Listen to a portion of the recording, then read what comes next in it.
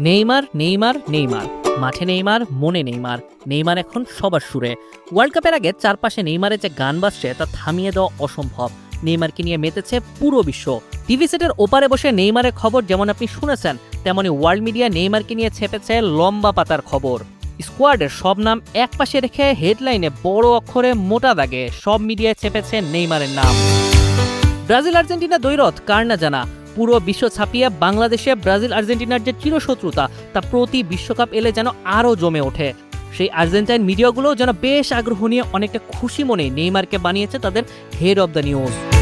Argentine গণমাধ্যম লা নেসিয়ন তাদের প্রধান হেডলাইনে লিখেছে, বিশ্বকাপে নেইমার, ব্রাজিলের চূড়ান্ত দলে তাকে নিশ্চিত করলেন আনচেলত্তি।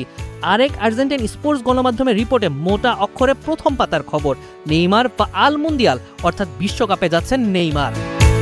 কিছুটা টুইস্ট দিয়ে আর্জেন্টিনার অন্যতম মিডিয়া ক্লারিনের টক অব দ্য ডে, কে পাসো কোন নেইমার, নেইমারের হয়েছেটা কি। আসুন এবার একটু স্পেনে পাড়ি জমানো যাক। বিখ্যাত স্প্যানিশ স্পোর্টস গণমাধ্যম মার্কায় চোখ রাখলেই প্রথমেই চোখ পড়ছে 2026 বিশ্বকাপে নেইমারের ভূমিকা কি হবে তা জানালেন ডন কার্লো, অর্থাৎ তাদেরও খবরের কেন্দ্রবিন্দু নেইমার। মার্কা পেরিয়ে ফরাসি মিডিয়ায় ঝাঁপ দিতে এল একিপের আলোচনার শীর্ষে বেশ আশাজনক খবর। বিশ্বকাপের জন্য নেইমারকে দলে নেওয়ার কারণ ব্যাখ্যা করে কার্লো আনচেলত্তি বলেন, সে ভালো শারীরিক অবস্থায় আছে। এল একিপের এই খবর যেন দীর্ঘস্থায়ী হয় এমনটা তো আমরাও চাই। চলুন ঘুরে আসি English giant sports media TNT স্পোর্টসে।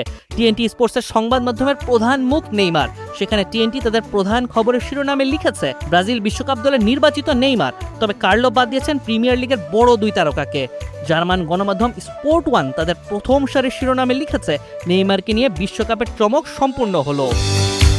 আর ধারাবাহিকভাবে ইএসপিএন, গোল, ফুটমপ, ওয়ান ফুটবল, বিবিসি, অ্যাটলেটিকো সহ এশিয়া, ইউরোপ, আফ্রিকা সবখানেই নেইমারময় পুরো মিডিয়া। অথচ স্কোয়াড ঘোষণার আগেও নেইমারকে নিয়ে কত কথা, কত আলোচনা সমালোচনা ছড়িয়ে পড়েছিল মিডিয়া জুড়ে। তাই তো প্রায় 700 গণমাধ্যম কর্মীর উপস্থিতিতে নেইমারের নাম যখন পড়লেন কার্লো আনচেলত্তি, তখন মিডিয়ার সয়লাভ নেইমারকে নিয়ে। একেই বলে রাজপুত্রের প্রত্যাবর্তন। নেইমার ফিরছে, ব্রাজিলও ফিরুক আরও একটি বিশ্বকাপ হাতে চেনা সেলেসাও পরিচয়ে। মুনিম শাহরিয়ার, 71।